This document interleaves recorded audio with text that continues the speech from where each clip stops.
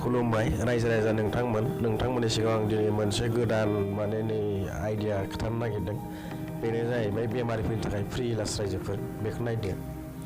बेखौ गुगोलाव लां रायजोफोर, गुगोलाव लांनानै नैबेयाव टाइप खालाम आयुष्मान भारत रायजोफोर, आयुष्मान भारत टाइप खालामना हो। गुगोलाव सार्च खालामबानो जाबाय। नोंथांमोनाथ' मिथिखागौ बयबो आयुष्मान भारत।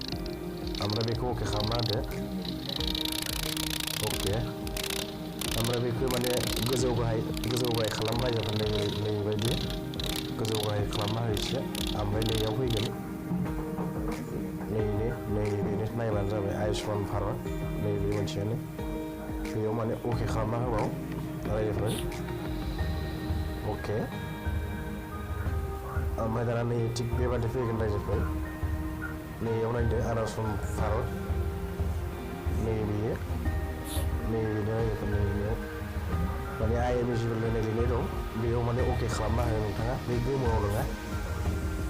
नैबेयाव अके होबाय।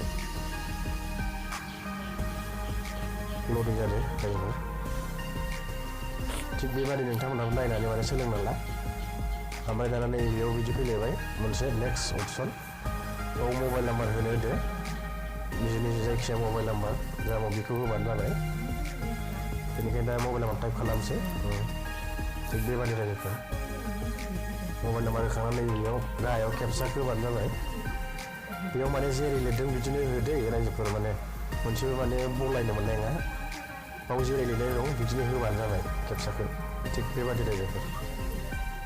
दा नैबेयो केपचाखौ आं थुबाय, टाइप खालामदो। थिग बेबादिनो रायजोफोर। बेनो रायजोफोर नायना ला।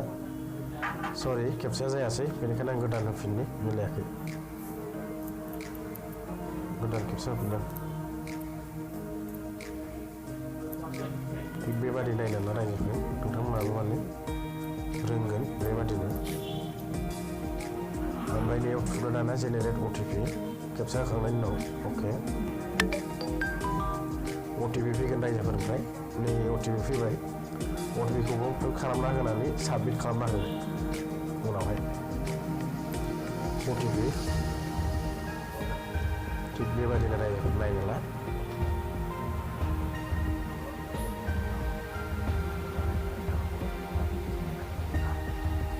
अटिपि अके साबमिटआव अके खालामना हो।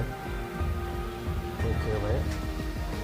ओमफ्राय दाना बेयाव मोनसे अपसन फैलायबाय रायजोफोर। नैबेयाव सेलेक्ट स्टेट, जेनेबा गावबागाव स्टेटखौ सेलेक्ट खालामनो खिन्थादो।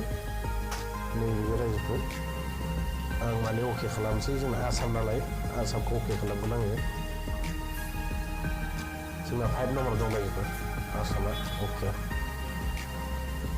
आसामखौ अके खालाम। दाना सेलेक्ट केटागरि दैयाव केटागरि सेलेक्ट खालामदो रायजोफोर। नैबेयाव दाना सेलेक्ट केटागरि माने search by name, search by ration card, search by mobile number. नोंथाङा माजों खालामनो गोसो मोनथाम अपसन होदों बेयाव बिदि सार्च खालामनो। दा बेनिखायनो आं नामजों सार्च खालामसै रायजोफोर। नामजोंहाय नामजों सार्च खालामनो आङो। नाम लिरनानै बेखौ नायना ला। नैबेयाव दं सार्च बाय नेम। थिग बेबादिनो सार्च बाय नेम अके नामखौ टाइप खालामबानो जाबाय। दा बेनिखायनो आं लिरनो नैयाव नामजोंहाय खिन्थानो। ओमफ्राय नैबेफोरावथ' जेबो नांलाया, फादार नेम मादार नेम बेफोराव माने नोंथांमोना जेबो अके खालामनांगौ खिथा गैया।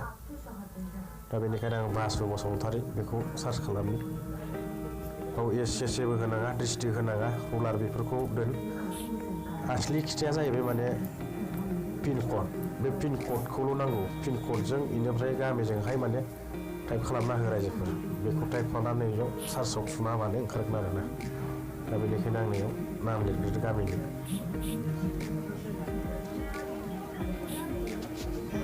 अके होबाय रायजोफोर। अके खालामबाय आङो। अके खालामनानै दाना रायजोफोर गोजौआव बोखो। ओमफ्राय नैबे गाहायाव दङ फेमिलि डिटेल्स ओंखारफैबाय रायजोफोर। नैबेनो बासुनिखौ नायदों नोङो। दाना फेमिलि डिटेल्सआवहाय माने अके खालामना हो रायजोफोर। नैबे फेमिलि डिटेल्सआव अके नै रायजोफोर थिग बेबादि ओंखारबोबाय। कार्डनि नाम्बाराबो फैबाय थिग बिदिनो न'खराव माने सोर सोरनि नाम दं नाम थिखोजानाया माने गासिबो बेबादि नायबानो नोंथांमोना गासिबखौबो माने नुनो मोनगोन नै रायजोफोरखौनो बाथौनि न'खरनि गासै फेमिलि डिटेल्स बेयाव दंजोबो नोंथांमोना माने बेबायदि नायना खालामनो हागोन नोंथांमोनाबो गाव गावनि कार्डखौ माने नामजों नागिरनो हागोन आरोना